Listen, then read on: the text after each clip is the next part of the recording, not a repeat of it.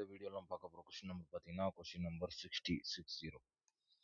The imperative form of the following statement I am lonely is okay. So இது types of sentence கீழே வருது. Already நம்ம imperative assertive interrogative எல்லாமே பார்த்துருப்போம் ஓகேங்களா. ஸோ இந்த கொஸ்டினுக்கு பார்த்தீங்கன்னா என்னோட மெட்டீரியலில் வந்து டைப்ஸ் ஆஃப் சென்டென்ஸ்ன்னு நான் ஒரு மெட்டீரியல் கொடுத்துருந்தேன்.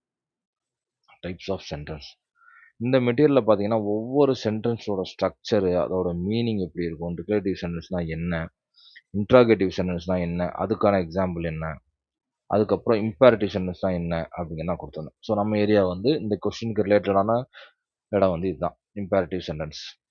ஃபஸ்ட்டு இம்பேரட்டிவ் சென்டென்ஸ் எப்படி இருக்கணும்னா ஒன்று கமாண்டாக இருக்கணும் இல்லை ரெக்வஸ்ட்டாக இருக்கணும்.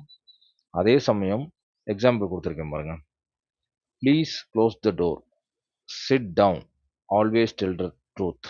ஓகே, இப்போ இந்த எக்ஸ்க்ளமேட்டரி மார்க்கு ஃபுல் ஸ்டாப்பு இதெல்லாம் வச்சு கண்டுபிடிக்கலாம்னு பார்த்தா ஸ்டேட்மெண்ட்டுக்கும் இம்பேரட்டிவ்க்கும் ஒரு கன்ஃபியூஷன் நடக்கும். ஏன்னா எக்ஸ்க்ளமேட்டரிலையும் என்ன வரும், எக்ஸ்க்ளமேட்டரி மார்க் வரும், இம்பேரட்டிவ்லையும் எக்ஸ்க்ளமேட்டரி வரும்.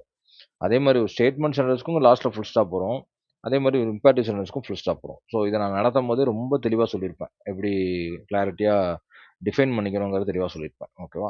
ஸோ ஆனால் ஓவராலாக ஸ்ட்ரக்சர் பார்த்தீங்கன்னா சென்டென்ஸோட மீனிங் வந்து கமாண்டாவோ ரெக்வஸ்டாவோ இருந்தால் தான் அது இம்பேரட்டிவ் ஃபார்ம் ஓகேங்களா.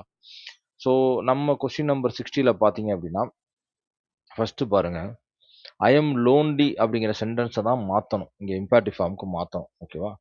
ஸோ எடுத்த உடனே பி ஆப்ஷன் நம்ம நெக்லெக்ட் பண்ணிடலாம், ஏன்னா இங்கேயே ஐ எம் லோன்லி தான் இருக்குது, இங்கேயும் லோன்லி தான் இருக்குது. ஐ எம் லோன்லி அப்படிங்கிறது என்ன அப்படின்னா நான் தனிமையாக இருக்கேன் அப்படிங்கிறதான் அர்த்தம் ஓகேவா. அடுத்து பார்த்தீங்கன்னா I have no company, I have no friends, இது எல்லாமே பியூர் சென்டென்ஸ். இதில் கமாண்டும் கிடையாது ரெக்வஸ்ட்டும் கிடையாது. இதை வச்சு ஈஸியாக என்ன செஞ்சுருக்கலாம், ஏ தான் ஆப்ஷனுங்கிறத கரெக்டாக நம்ம கண்டுபிடிச்சிக்கலாம்.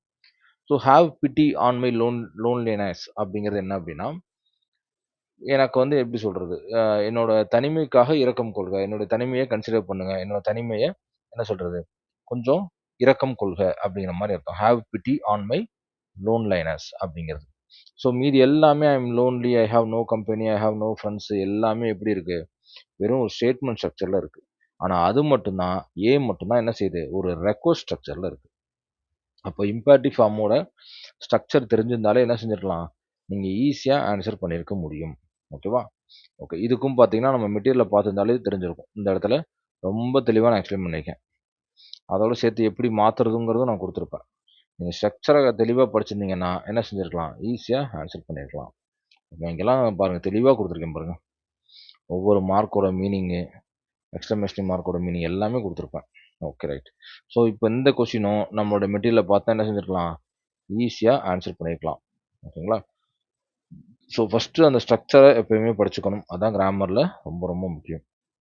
ஸோ கொஸ்டின் நம்பர் 60யும் நம்மளோட மெட்டீரியல் கீழே தான் வருது, கண்டிப்பாக ஆன்சர் பண்ணியிருக்க முடியும் சரிங்களா. Thank you so much, thank you.